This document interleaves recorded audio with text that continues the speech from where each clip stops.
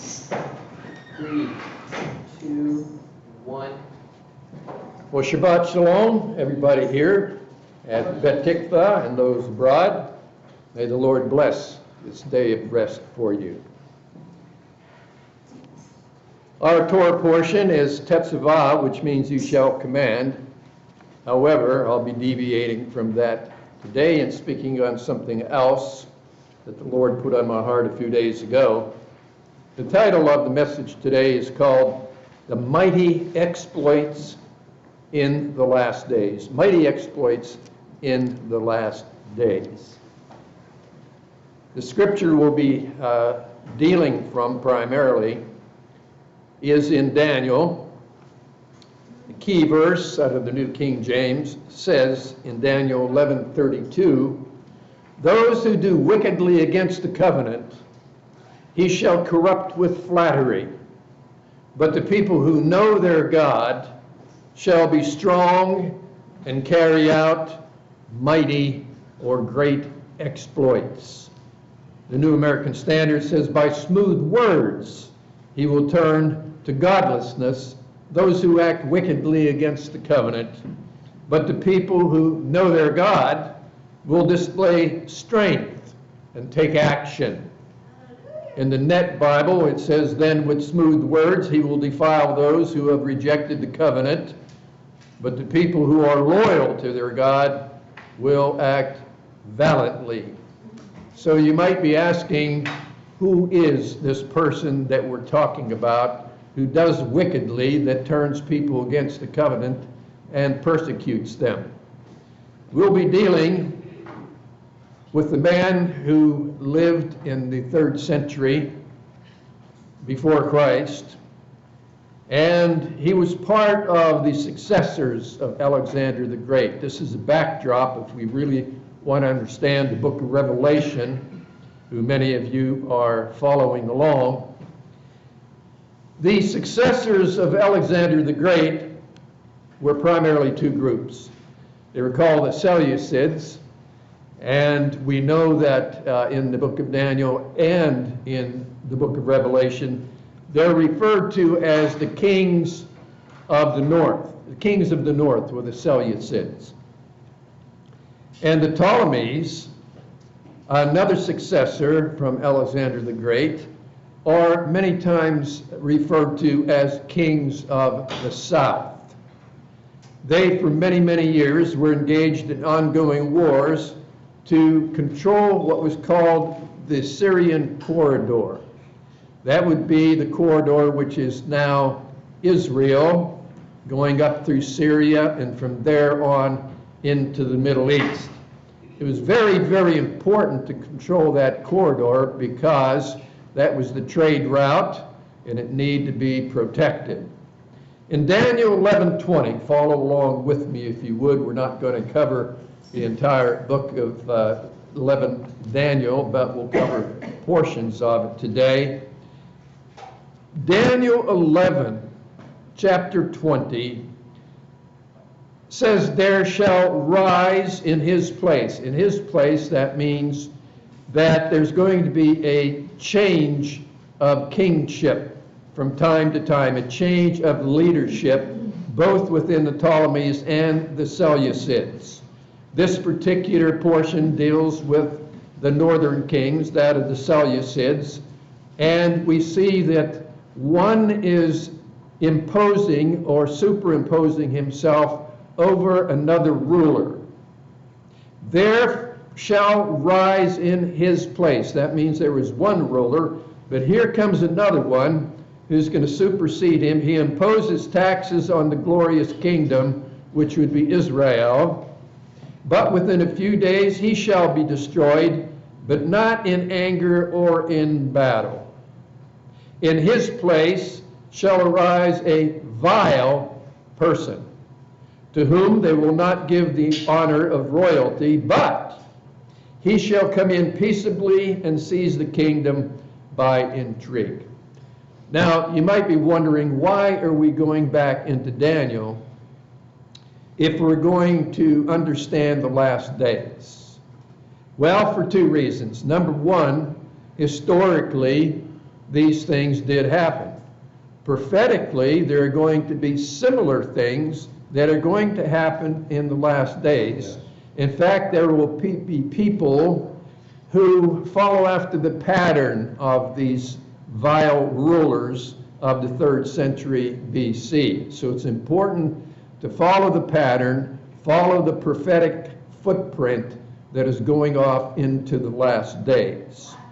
He shall come in peaceably and seize the kingdom by intrigue. In other words, he's not going to march in with an enormous army, although that does take place, but he primarily takes the kingdom away by peace or supposed peace and by intrigue. And as we know, there are things happening worldwide today that deal with intrigue, trickery, and another word we'll hear here from time to time is flattery. So dealing with in his place shall arise a vile person.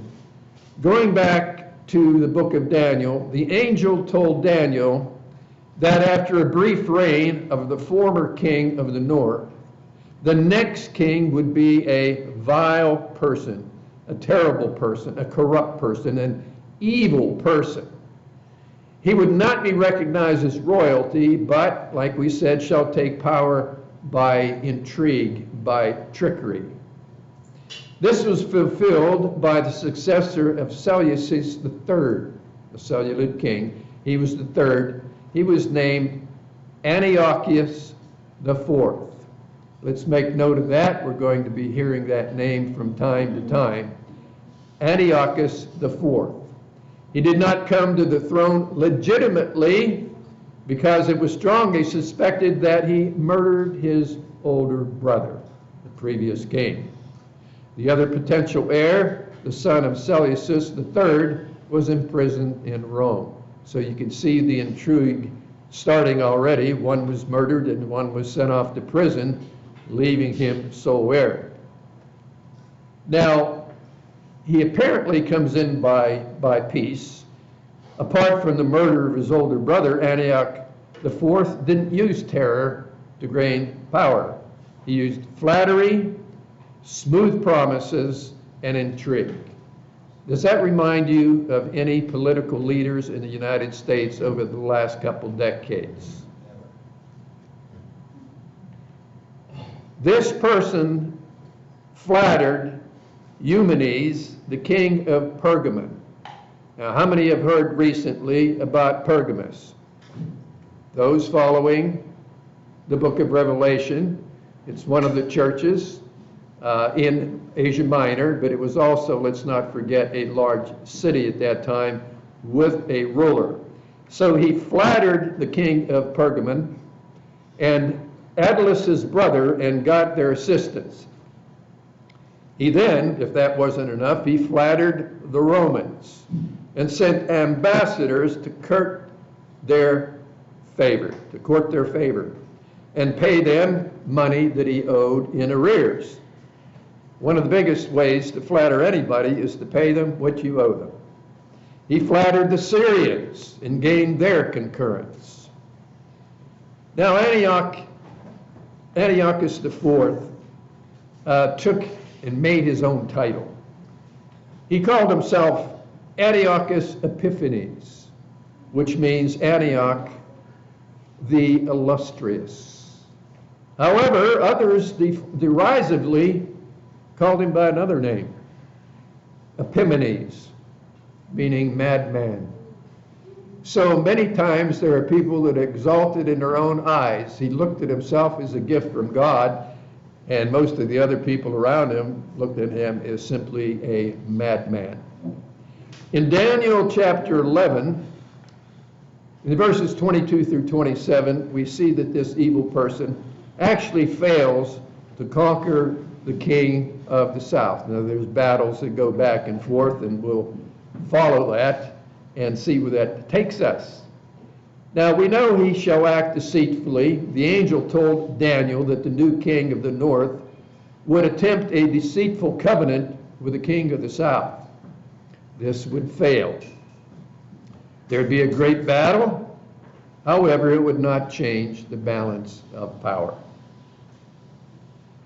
He stirred up power, his power. This was fulfilled when Antiochus Epiphanes carried on a feud between the dynasties, but pretended friendship and alliance to catch them off guard. Despite massive efforts and epic battles, Antiochus Epiphanes did not stand, and his army was swept away because of the combined efforts of Egypt and Rome. So the very people he tried to placate and flatter actually turned against him. Now, returning to his land, that would be Israel, he had great riches. This is about the only thing that could comfort him at this time. After defeats, he had acquired some wealth. So he returned to the land with great riches. His heart shall be moved, however, against the holy covenant. So he shall do damage and return to his own land. At the appointed time, he'll return and go toward the south. But it shall not be like the former or latter. It's going to be different. Why? Because ships from Cyprus shall come against him, Roman ships. Therefore he shall be grieved and return in rage against the holy covenant and do damage. He had to take it out on somebody after his failures, and he took it out after Israel. So he shall return and show regard. Now, pay attention to how treacherous this man is. And he's full of intrigue and flattery. So he returns and he shows favor to those in Israel. But guess who he shows favor to? Follow this. He returns and shows favor for those who forsake the holy covenant. And forces shall be mustered by him, and they shall defile the sanctuary fortress. Around the sanctuary, around the temple, of course, was the high walls, the fortresses. And they shall take away the daily sacrifice and place there the abomination of desolation. We'll talk about that more in a moment. Those who do wickedly against the covenant, he shall corrupt. Now, how do you suppose he corrupted those who were against the covenant? He corrupted them with flattery. And make note of this. I'm going to repeat this verse several times. But the people who know their God shall be strong and carry out great exploits. And those of the people who understand shall instruct many. And this is a prophecy for us. It not only happened then, but it happened again, and it's going to happen again in the future. Those of the people who understand the covenant, who understand the Most High, shall instruct many. Yet for many days they shall fall by sword and flame, by captivity and by plundering. Now, when they fall, that's happened before, and my friends, not to be a doomsday preacher, but it's going to happen again. And if you believe me not, believe what the scriptures say, follow us in the book of Revelation. Those of the people who understand shall instruct many, yet for many days, this is the tribulation that we're wondering about. They shall fall by sword and flame, by captivity and plundering. Now, when they fall, they shall be aided with little help. Outside of God, there'll be little help at all available. But many shall join with them by intrigue. There'll be impostors, there'll be false prophets, false apostles joining them. And some of those of understanding shall fall, because they'll be listening to these who infiltrate the ranks. Watch out for false prophets. Watch out for false apostles. Now, what's the reason for this tribulation? What's the reason for these rough times? To refine them, to purify them, and make them white until the time of the end, because it is still for what? For the appointed time. There's a time for God to begin things, and there's a time for God to end things. My friends, it's all under the control of His mighty right hand. Now this evil person, his heart shall be moved against the holy covenant, and when he returns to the land, he will attack the land, the people, and the temple itself. It will be a time of great courage and great treachery among the people of God. Around the year 70 AD, when Titus came to Jerusalem to destroy it, there was already destruction happening from within the walls, within the very temple. The rulership within the temple, the Pharisees, Sadducees, and the Zealots were warring against each other and caused a lot of loss of life before the Romans ever took over. So, Antiochus Epiphanes shall do damage, return to his own land, and this was fulfilled after he returned from Egypt. He was very bitter, and how many know that bitter people many times vent their anger against the wrong people? Jerusalem was already shaken because Antiochus sold the office of the high priest and persecuted the Jewish people. And what he did was he forced them to conform to Hellenism, which is to conform to Greek culture. The Greek culture, when they were conformed to it, informed all kinds of things. It meant that when they were Hellenized or forced into Greek culture, it included religion, it included writing, books, literature, music, just about everything that you can imagine happened at that time. So many people who were once adherents and even born into the Jewish culture followed it no more.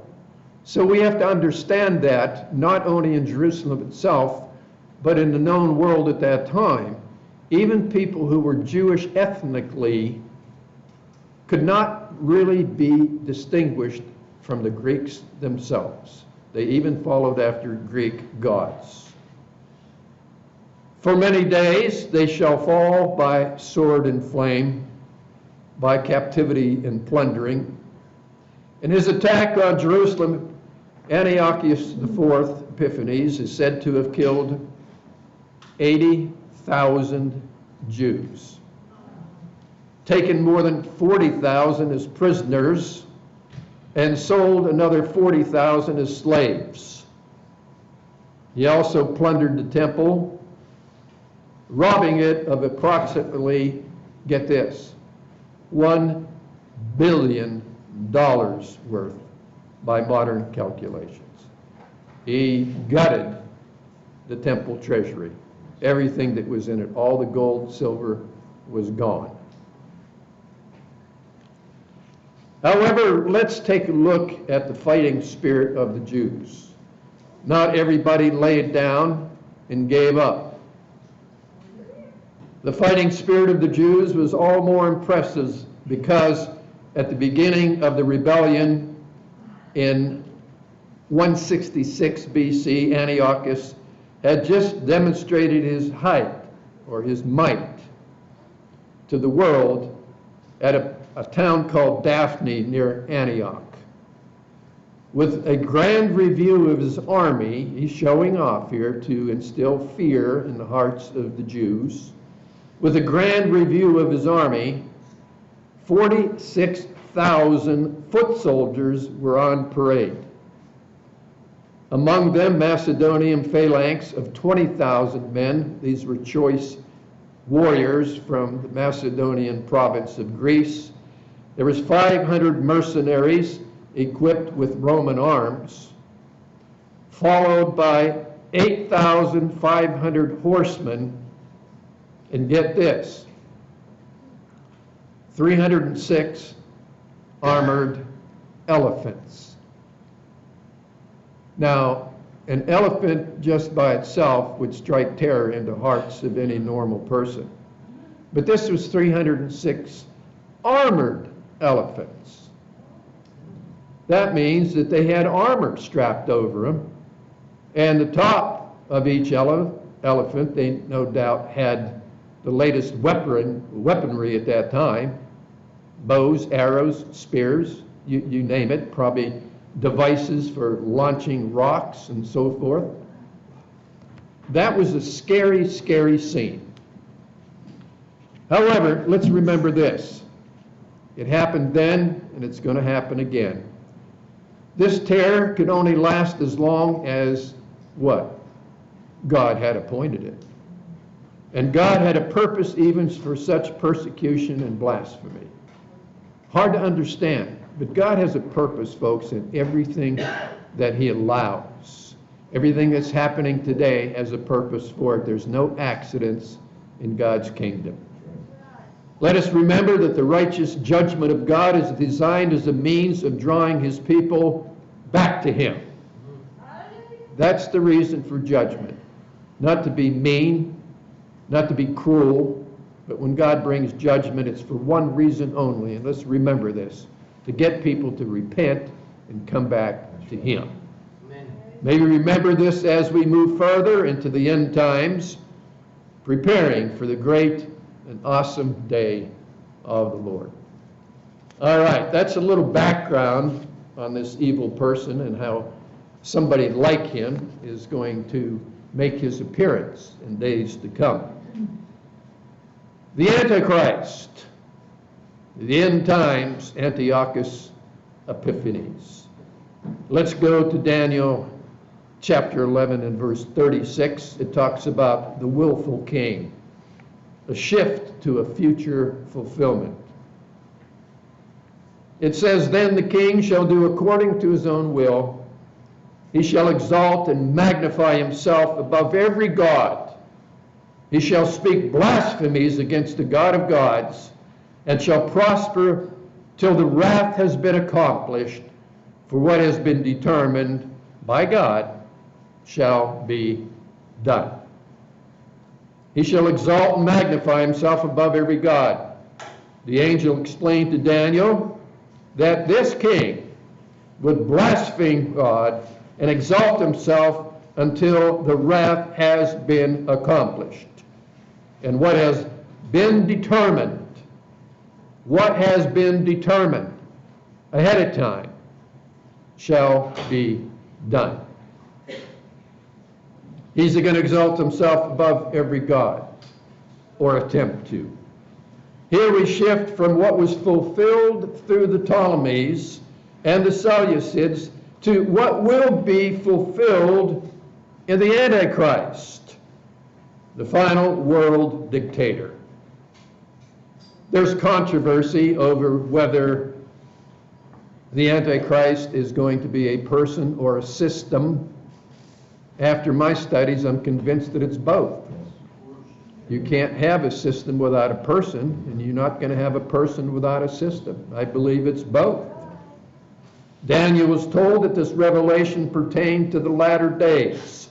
Daniel chapter 10, verse 14. And Daniel 11:36 begins to look more towards this final world dictator, who is a type of the last days, Antiochus Epiphanes. Now we know that everything about this prophecy was not fulfilled during the career of Antiochus Epiphanes. In fact, Jesus specifically said the real abomination of desolation was still in the future. Matthew 24:15. The Apostle Paul paraphrased Daniel in 11:36 in reference to the coming Antichrist. He says, "Let no one deceive you by any means, for that day will not come unless the falling away comes first." We may be seeing that in our own lifetimes, folks. In fact, that falling away may have already been started. And the man of sin is revealed, the son of perdition, who opposes and exalts himself above all that is called God or that is worshipped, so that he sits as God in the temple of God, showing himself that he is God. 2 Thessalonians chapter 2, verses 3 and 4. Now, Antiochus Epiphanes is important, but note mostly as a historical preview of the Antichrist. That's why so much time and space is given to describing his career of one evil man, because he actually prefigures the ultimate evil man. Antiochus Epiphanes is let's call it a trailer released before the Antichrist, who's like the feature. As we said, he shall exalt and magnify himself above every god. Antiochus certainly did this in a general sense, where all sinners oppose God. You ever thought of that? That's why in 1 John it says what? The spirit of Antichrist is already amongst us. See, it's nothing new, it's just being magnified. Yet he remained loyal to the Greek religious tradition, which revered the entire Olympian pantheon. In other words, all of the Greek gods is what he worshiped. In our country today, like never before, we're seeing people turn to false gods, like never before. Just recently, a huge idol was placed in New York. And it's going to travel around the United States, I found out, and placed at very strategic points. So, what happened then is going to happen again. History does repeat itself. Antiochus placed a statue of Zeus. You talk about flagrant, bold, blasphemous. He placed the statue of Zeus in the temple, not of himself, but of the god Zeus. This statement will be far more precisely fulfilled in the Antichrist, who will sit as God. Antiochus placed a false god there. The Antichrist is going to sit as God, so he thinks, in the temple of God, showing himself as an impostor. 2 Thessalonians chapter 2, verse 4. It's noted that this shall all prosper till the wrath has been accomplished. Antichrist will do much damage. He'll do much, much damage. It'll seem like there's no end to it. Let's remember this. Let's remember this. He is going to be on a short chain and will only work into God's plan. God has a plan. You can't miss God's plan. Whatever God plans is going to happen. We may not understand the methods and means that he uses to carry out his plan. We don't have to. He's God. We're not. God's purposes will absolutely be accomplished. In Daniel chapter 11, verses 37 through 39, talk a little bit about the character and authority of this willful king. He shall regard neither the God of his fathers. Listen to this. This is interesting. He shall regard neither the God of his fathers nor the desire of women. Based on this, many Bible scholars believe that the Antichrist will be of Jewish descent and perhaps will also be a homosexual. These things may not be popularly known about the man, but they may be true nevertheless. It furthermore says, he shall honor a God of fortresses. The Antichrist will take and hold power with military might and the shrewd use of great riches. There's no doubt in my mind he'll come out of the New World Order. That's what this is all about. Accumulating riches from all the countries of the world under the New World Order, and guess where all that money is going to go? Into the hands of the Antichrist. Let's look at Daniel chapter 11 again, verses 40 through 45. 40 through 45. This has to do with the final conflict. At the time of the end of the king of the south shall attack him, and the king of the north shall come against him like a whirlwind.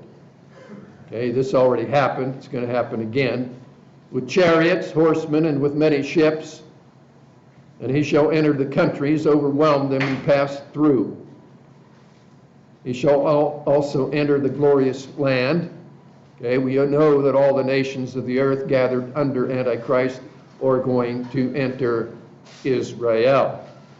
Many countries shall be overthrown, but they'll come together sooner or later, and they shall escape from his hand. These shall escape from his hand: Edom, Moab, and the prominent people of Ammon. He shall stretch out his hand against the countries, and the land of Egypt shall not escape. He shall have power over the treasures of gold and silver, and over all the precious things of Egypt. Also the Libyans and Ethiopians shall follow at his heels. But news from the east and north shall trouble him. Therefore he shall go out with great fury to destroy and annihilate many. And he shall plant the tents of his palace between the seas and the glorious holy mountain. And he shall come to his end, and no one will help him. Back in Daniel, at the time of the end, the angel described to Daniel a confederation of kings coming against this great leader. See? Whatever you sow is what you reap. More intrigue, more backstabbing. Who can you trust? They'll come against this great leader with a battle in and near the Holy Land. The king of the south shall attack him, and the king of the north shall come against him like a whirlwind. All played out in Revelation. If you haven't already, tune in or come to the study, and we'll see this thing unfold. Prophetically speaking, a precise identification of peoples is really difficult to mention. There's many people that mention countries by name, but if God wanted us to know more clearly, he would have written it out. The king of the south may be Egypt. It might be a confederation of northern African countries. We don't know. Or it can represent the Arab community. That's a possibility. The king of the north may be Antichrist's domain, as the new Antioch Epiphanes, or it may be Russia. Some people have said it could be Turkey. All of those are north of Israel. All the precise points, my friends, may be a little bit cloudy, but the general idea is clear. The end will be marked by great conflict, culminating in the world's armies gathering in the promised land to do final battle. But fear not, because we know who wins. Amen? Amen. He shall come to his end, and no one will help him. In the end, there's no hope for the Antichrist or for any of his followers. For we know that they all end up in the great fire. That's where they end up. Now, while the large mass of people becomes obedient to this persecutor, there's a party always, there's always a party of true believers remaining. This is known as the remnant. No matter what happens in our lifetime or afterwards, no matter who the persecutor is, doesn't matter how much tribulation, persecution there is, there's always going to be a party of true believers who are strong. Or rather, they confirm the covenant and do. That is, they succeed in their attempt. They do mighty exploits. This is what we're talking about. In the face of untold opposition, there could be many who hold to the covenant who will do mighty and great exploits. Amen. Things that were never, ever done before on the face of the earth. Amen. Such a party existed in the time of Antioch Epiphanes. It also appears again in 1 Maccabees chapter 1. Quote, "Howbeit many in Israel were fully resolved and confirmed in themselves not to eat any unclean thing." They remain true to the covenant. Similarly, in all times of persecution, there'll be a remnant, though it may be very small, which will remain firm to the covenant with God. In 1 Kings chapter 19, let's remember that, 19:18. The Lord says to Elijah, "Yet I have reserved 7,000 in Israel, all whose knees have not bowed to Baal, and every mouth that has not kissed him." I think it would be very profitable at this time to find out about that remnant. Who was this remnant that had the courage and strength to resist Antiochus Epiphanes? Well, turn in your Bibles to 1 Maccabees chapter 2.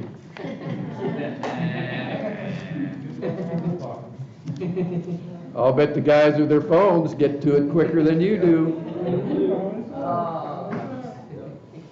I tricked you. This has to do with a man called Mattathias and his sons. These were the Maccabees. How many know what the word Maccabees means? Hammers. Maccabees chapter 1.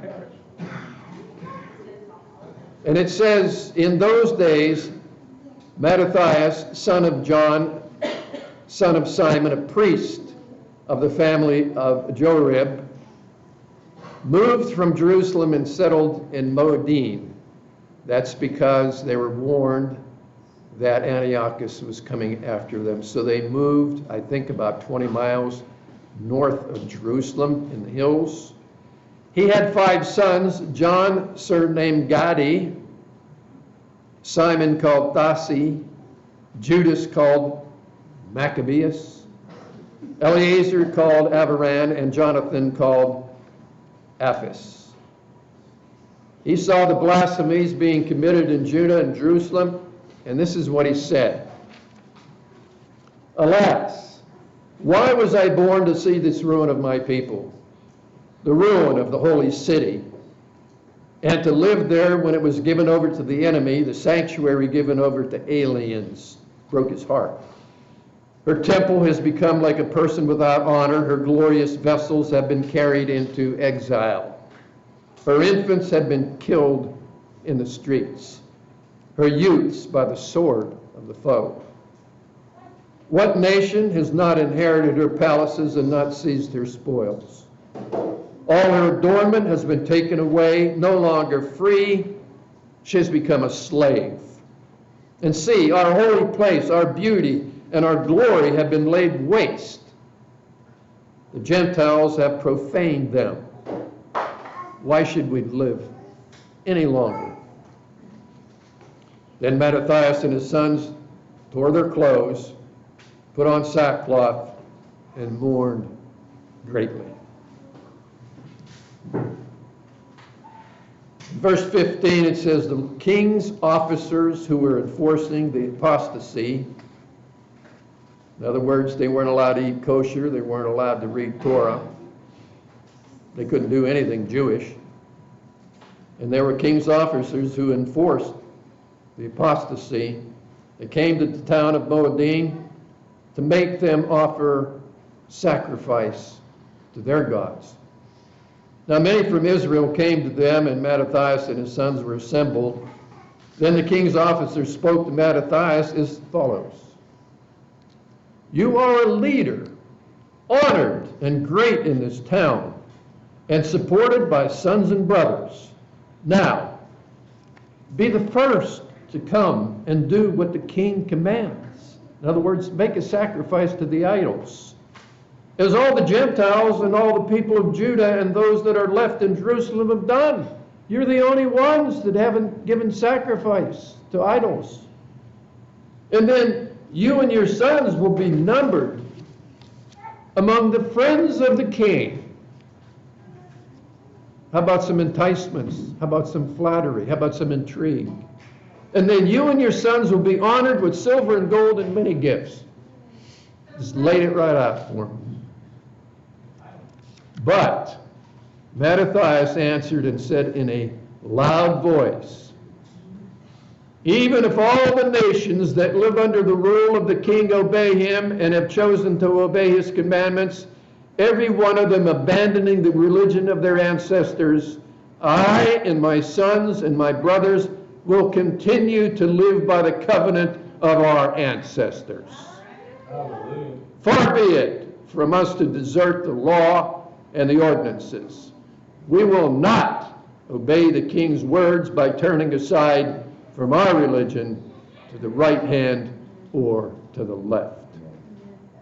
Now, when he had finished speaking these words, a Jew came forward in the sight of all to offer sacrifice on the altar in Moedim, according to the king's command. When Mattathias saw it, he burned with zeal, and his heart was stirred. He gave vent to righteous anger. He ran and killed him on the altar. At the same time, he killed the king's officer who was forcing them to sacrifice. And he tore down the altar. Thus he burned with zeal for the law, just as, remember Phinehas and what he did against Zimri, the son of Salu? Then Mattathias cried out in the town with a loud voice, saying, "Let everyone who is zealous for the law and supports the covenant come out with me." Then he and his sons fled to the hills and left all their possessions in town. Now, at that time, many who were seeking righteousness and justice went down to the wilderness to live there. They, their sons, their wives, and their livestock, because troubles pressed heavily upon them. These are the survivalists. And it was reported to the king's officers and to the troops in Jerusalem, the city of David, that those who had rejected the king's command had gone down to hiding places in the wilderness. Now many pursued them and overtook them. They encamped opposite them and prepared for battle against them on Shabbat. They said to them, "Enough of this. Come out and do what the king commands, and you will live." But they said, "We will not come out, nor will we do what the king commands, and so profane the Sabbath day." Then the enemy quickly attacked them, but they didn't answer them or hurl a stone or block up their hiding places, for they said, "Let us die in our innocence. Heaven and earth testify for us that you're killing us unjustly." So they attacked them on the Sabbath, and they all died, their wives and children and livestock, to the number of 1,000 persons. Now when Mattathias and his friends learned of this, they mourned for them deeply, and all said to their neighbors, If we all do as our kindred have done and refuse to fight with the Gentiles for our lives and for our ordinances, they will quickly destroy us from the earth. So they made this decision that day, quote, "Let us fight against anyone who comes to attack us on the Sabbath day. Let us not all die as our kindred died in their hiding places." Now we have a counterattack in verse 42. Then there united with them a company of Assyrians, holy ones, mighty warriors of Israel, all who offered themselves willingly for the law. And all who became fugitives to escape their troubles joined them and reinforced them.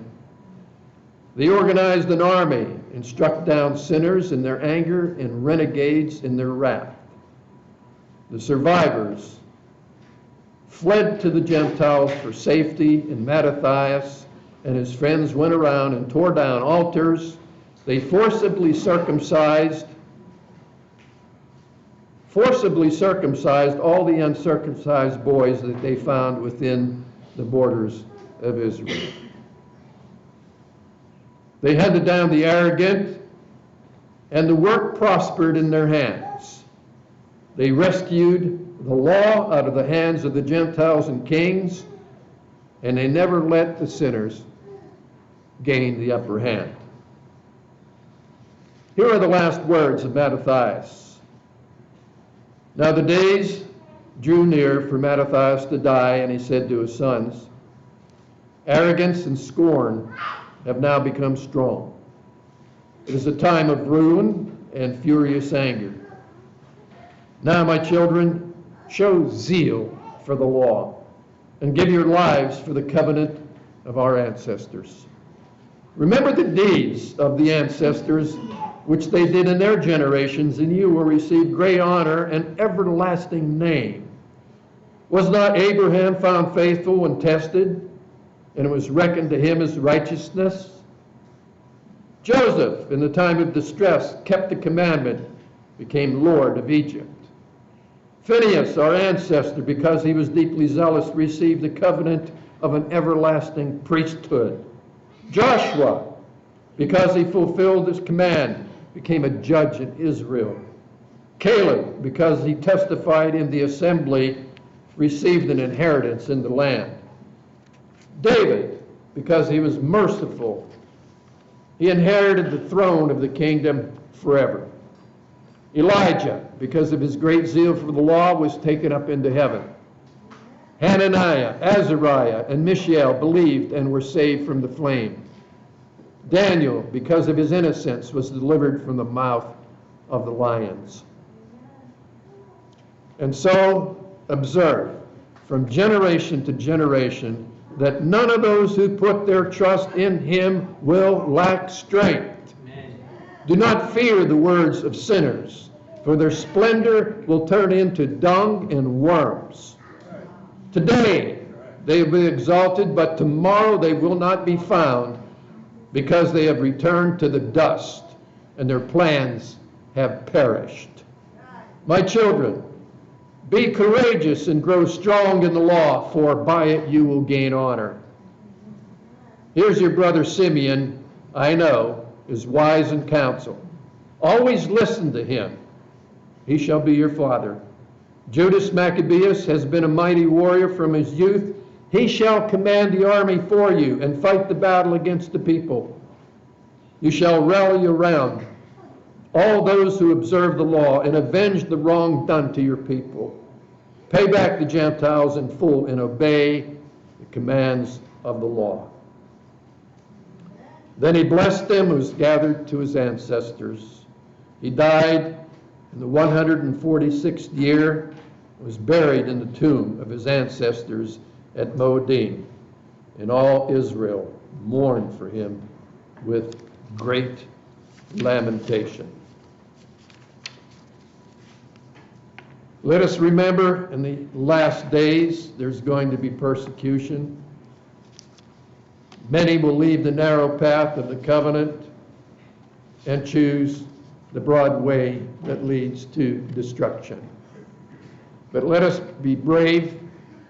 Let us follow those who have gone before us, who were willing to pay with their lives in order to keep the covenant of God.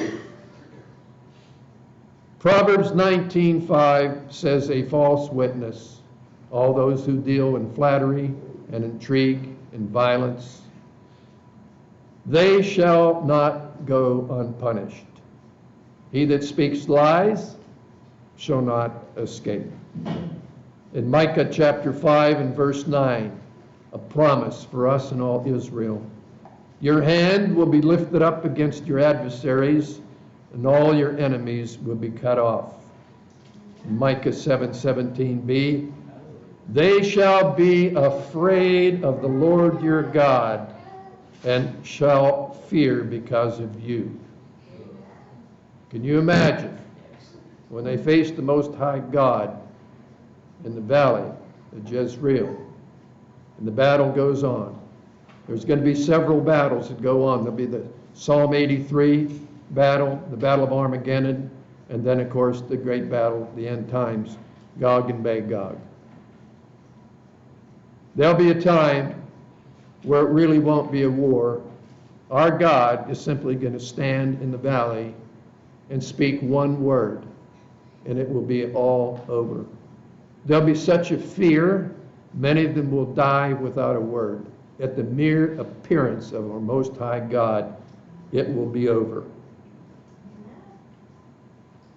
Let's close with this word. And it's a word of prophecy. But the people who know their God. How many know your God today? Amen. This is for us. But the people who know their God, they not know about Him, but they have a relationship with Him. They know Him. They know who He is, what He's all about. They know the future that He has for us. The people who know their God will be strong, and they will carry out mighty exploits. Amen. Amen. God bless you. Let's give Him praise today. Thank you, Father. Hallelujah. Amen. Amen.